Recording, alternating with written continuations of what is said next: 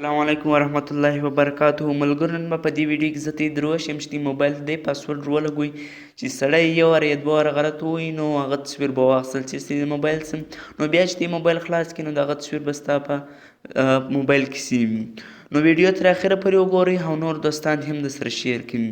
نو زه د ویډیو د طرفه ویډیو شروع کوم.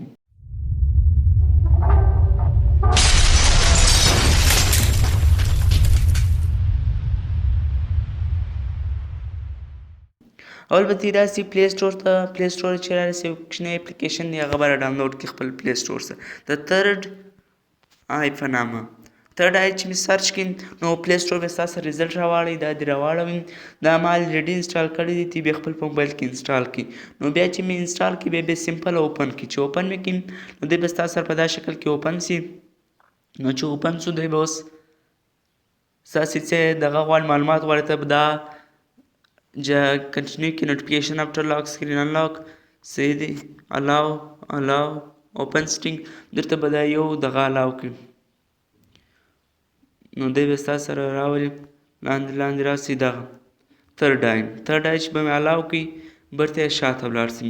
شاته ولاړاست نو دا به کنټینیو کوي. چې کنټینیو مې کوي اوکې به ووایي اوکې مې کوي نو دی به ستا سره اکټیویټ ووایه. چې اکټیویټ سو نو به ستا سره دا به ګرد الاو کوي. دا به اوپن سټینګ کوي. چې اوپن سټینګ مې کوي دا ترډ آی مې الاو کړی دی دا برته شاته ولاړ سي. دا به کلوز کوي. چې کلوز مې کوي نو ستا سره دا شکل خلاص اول دی انټروډر ډیټیکشن دا به تی اون کړي. دا موږ الریډي اون کړی دی. بیا به نمبر اف انلاکس چې څو واره سړی غلط پاسورډ ووایي تصویر دې واخیستی دوه وارې دې ووایي یو وارې دې ووایي نو موږ یو واره ورکوو. چې یو واره غلط پاسورډ ووایي نو د هغه سړي تصویر به زموږ سره راسي.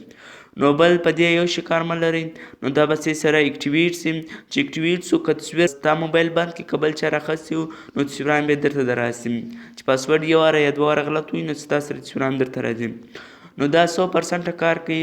ملګرو نور دوستان دې هم درسره شیر کړي او خپل موبایل هم چیک کړي او ویډیو سره زموږ چینل نه سبسکرایب کړی درسره سبسکرایب یې کړئ او د هغه رقم بیل آیکن باندې کلیک وکړئ چې هره نوې ویډیو تر دې پورې ژر در رسي. نو الله حافظ.